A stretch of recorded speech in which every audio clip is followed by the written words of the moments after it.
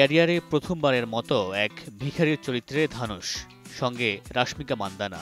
দক্ষিণ ভারতীয় এই দুই সুপারস্টারের বহুল প্রতীক্ষিত সিনেমা কুবেরা ঘিরে উন্মাদনা এখন গোটা ভারত জুড়ে। অ্যাকশন ড্রামা ঘরানার এই সিনেমা মুক্তির আগেই আলোচনার শীর্ষে। সিনেমা মুক্তিকে ঘিরে সম্প্রতি মুম্বাইয়ের একটি অনুষ্ঠানে হাজির হয়ে ভক্তদের সামনে এক আবেগঘন স্মৃতিচারণ করেন ধানুষ। সেখানে উঠে এলো শুটিংয়ে রাশমিকার প্রতি মুগ্ধতার কথা। গভীর আবেগ ভরে ধানুষ বলেন, আমি আর রাশমিকা ময়লার ভাগাড়ে টানা ৬ থেকে ৭ ঘন্টা শুটিং করেছি। পুরো সময় রাশমিকার ভাবটাই ছিল অন্যরকম, যেন কোনো দুর্গন্ধই পাচ্ছে না সে।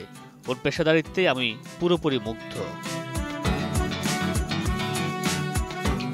নিজের চরিত্র নিয়ে ধানুষ বলেন, আমি প্রসেসরের মতো, আমি শুধু আমার পরিচালকের দেওয়া ইনপুট প্রসেস করি, মূল কৃতিত্ব তাদেরই।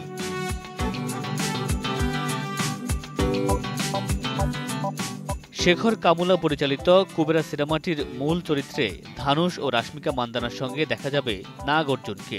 নির্মাতা জানান, সামাজিক বার্তাপূর্ণ এই সিনেমার বাজেট দাঁড়িয়েছে প্রায় ৮০ থেকে ১২০ কোটি রুপি। আগামী ২০ জুন তামিল, তেলুগু ছাড়াও হিন্দিতে মুক্তি পাবে এই সিনেমাটি।